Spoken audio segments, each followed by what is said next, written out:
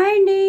ఇది మనం గోంగూర తెచ్చుకున్నప్పుడు ఎప్పటికప్పుడు మనం ఇన్స్టెంట్గా పచ్చడి చేసుకోవాలన్నప్పుడు గోంగూరని ఉప్పుని గోంగూర ఉప్పు వేసేసి మనం వేయించి పెట్టేసుకోవాలి. అలాగే ఆవాలు, మెంతులు, నువ్వులు, ఎండుమిరపకాయలు ఇవన్నీ కూడా పోపు వేసేసి గ్రైండ్ చేసేసుకుని పెట్టేసుకోవాలి.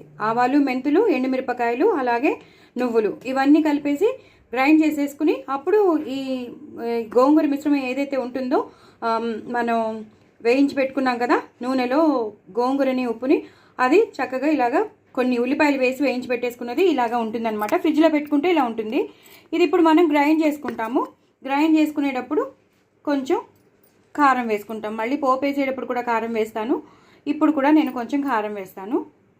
ఒక 3 స్పూన్స్ కారం వేసేసాను. సో ఇప్పుడు నేను ఇది గ్రైండ్ చేసేసుకుంటాను అనమాట. కొంచెం నూనె వేసి, ఎందుకంటే మనం ఫ్రిడ్జ్లో పెట్టిన మూలాంచి అస్సలు పాడవదు. మనం ఉప్పుతో ఇంకా అసలు నీరు కూడా ఏం పొయ్యకుండా చేసి పెట్టుకున్నాం కాబట్టి ఫ్రిడ్జ్లో ఇంకెప్పటికీ పాడవద్దు అనమాట. మనకి ఎప్పుడు కావాలంటే అప్పుడు మనం పోపు వేసుకోవచ్చు అనమాట. సో ఇప్పుడు నేను పోపు వేసేసుకుంటాను, తాలింపు వేసేసుకుంటాను. తాలింపు అంటే ఇప్పుడు దీన్ని గ్రైండ్ చేశాక నేను తాలింపు వేసుకుంటాను. సో ఫస్ట్ అయితే గ్రైండ్ చేసుకుని మీకు చూపిస్తాను. ఇలాగే డ్రైగా ఉంటుంది కానీ చాలా టేస్టీగా ఉంటుంది అనమాట. సో గ్రైండ్ చేశాక మీకు చూపిస్తాను. చూసారు కదండి, నేను చక్కగా మిక్సీ చేసేసుకుంటే ఇలా ఉంటుందన్నమాట. సో మనం ఎప్పుడు కావాలంటే అప్పుడు చేసేసుకోవచ్చండి.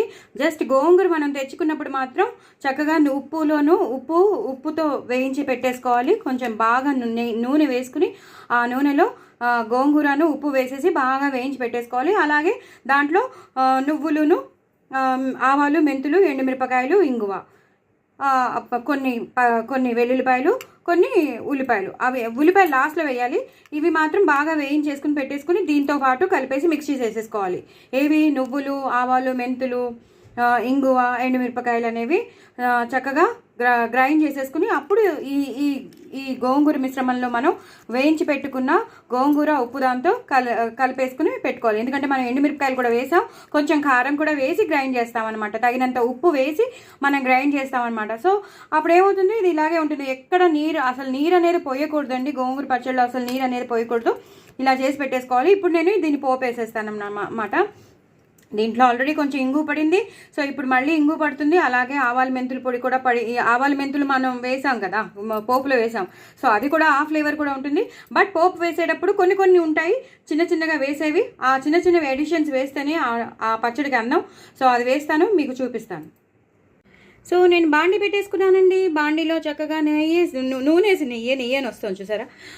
నూనె వేసేసుకున్నాను, తగినంత నూనె వేసేసుకున్నాను. జీలకర్ర వేయకూడదండి, జీలకర్ర వేయవద్దు.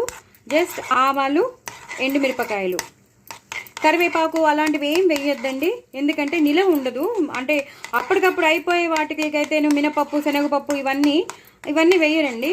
ఇలా మనం చక్కగా ఇలా చేసుకునే మాట అయితే నిలవ ఉండాలి అన్నప్పుడు మాత్రం ఎక్కువ చక్కగా నెయ్యి వేసుకుని నూనె వేసుకుని, ఎందుకో నెయ్యి మీద వెళ్తుంది ఝాస. నూనె వేసుకుని ఈ బాండీలో ఇలా నూనె వేసుకుని అప్పుడు ఆవాలు, ఎండుమిరపకాయలు అవి ఒక్కసారి వేగిపోయి అన్నప్పుడు మనం ఇంగు వేసుకోవాలండి. ఇందాక అక్కడ కూడా మనం ఇంగు వేసామని చెప్పాం కదా, ఇప్పుడు కూడా ఇంగు వేసుకున్నాం మనం. అలాగే మ్యాక్సిమం అన్నీ ఇంకా మనం వేసేసుకున్నది పచ్చడంతా రెడీ అయిపోయిన పచ్చడే కదా. సో కొన్ని వెల్లుల్లిపాయలు వేసుకోవాలి. అప్పుడు కూడా అందులో కూడా నేను వెల్లుల్లిపాయలు వేసుకున్నానని చెప్పాను. ఇప్పుడు కూడా మళ్ళీ వెల్లుల్లిపాయలు వేసుకున్నాను. ఇవి ఒక్కసారి ఇలా కలిపేసుకోవాలి. చాలా మంచి ఫ్లేవర్ వస్తుందండి, అద్దరిపోతుంది గోంగూర పచ్చడి మాత్రం. మీరు ఒకసారి ట్రై చేయండి, చాలా బాగుంటుంది. నా ఛానల్ సబ్స్క్రైబ్ చేసుకోండి, సపోర్ట్ చేయండి, నలుగురికి షేర్ చేయండి, ప్రమోట్ చేయండి. పక్కనున్న గంట సింబల్ని టపిమని కొట్టండి. కొత్త వాళ్ళు ఎవరైనా ఉంటే వాళ్ళు కూడా సబ్స్క్రైబ్ చేసుకోండి. చాలా బాగుంటుంది. ఇదే టైంలో మీరు మెంతి పొడి వేసేయాలి. 1/2 స్పూన్ మెంతి పొడి వేసేసుకోవాలి, సరిపోతుంది, ఎక్కువ అక్కర్లేదు. నేను ఇందాక చెప్పాను, అప్పుడు వేసాను, ఇప్పుడు కూడా నేను వేస్తాను కారం అని చెప్పాను, వేసేసాను. అది కూడా 2/2 స్పూన్స్ వేసేసాను. ఇలా బాగా కలిపేసుకోవాలి. ఇలా వేడిగా ఉన్నప్పుడే మనం పచ్చడిని వేసేసుకోవాలి. ఇలా పచ్చడిని మనం ఎంత పచ్చడి చేసి పెట్టుకున్నామో అంత పచ్చడిని ఇలా కలిపేసుకోవాలి. ఇంకా ఆపేసేయచ్చండి, ఎందుకంటే చూసారు కదండి ఇలా మొత్తం అంతా వేసేసి నేను ఇలా మొత్తం కలిపేసాను. గోంగూర పచ్చడి అంతా తయారైపోయింది. లాస్ట్లో ఫైనల్ టచ్ ఉల్లిపాయ ముక్కలు. ఉల్లిపాయ లేదే గోంగూర పచ్చడి లేదు. గోంగూర పచ్చడి కావాలి అన్న వాళ్ళు మాత్రం కంపల్సరీ, ఉల్లిపాయలు లేకపోతే మాత్రం కంపల్సరీ తెప్పించుకుని చక్కగా ఇలా కలిపేసుకోండి. అవి చక్కగా వస్తూ ఉంటాయి, నోట్లోకి వస్తూ ఉంటాయి. చక్కగా వేడివేడి అన్నంలో తినండి, అద్దరిపోతుంది. ఇలా చక్కగా ఎన్ని కావాలంటే అన్ని ఉల్లిపాయలు వేసేసుకోండి. అంతేనండి, గోంగూర పచ్చడి అయిపోయింది. చక్కగా చేసుకోండి, హ్యాపీగా ఉండండి, హ్యాపీగా ఎంజాయ్ చేయండి. చాలా చాలా చాలా బాగుంటుంది గోంగూర పచ్చడి, మాత్రం అద్దరిపోతుంది. నేను చెప్పినట్టే చేసుకోండి. Super super super super super super super tasty గోంగూర పచ్చడి మీకు సొంతం అవుతుంది. ఓకేనా? నా ఛానల్ సబ్స్క్రైబ్ చేసుకోవడం మాత్రం అస్సలు మర్చిపోవద్దు. బాయ్ అండి.